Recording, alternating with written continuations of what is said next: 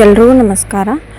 Night ನಾನು ಸಬ್ಜಾ seeds ಆಮೇಲೆ ಕಾಬೂಲ್ ಕಡಲೆನ ನೆನೆ ಹಾಕ್ಕೊಂಡಿದ್ದೆ ಚೋಲೆ ಭಟೂರೆ ಮಾಡ್ಬೇಕಂತಂದ. ಮತ್ತು ಹಾಲಿಗೆ ಹಾಕಿದ್ದೆ. ಮಾರ್ನಿಂಗ್ ವಿವ ಈ ಥರ ಇತ್ತು.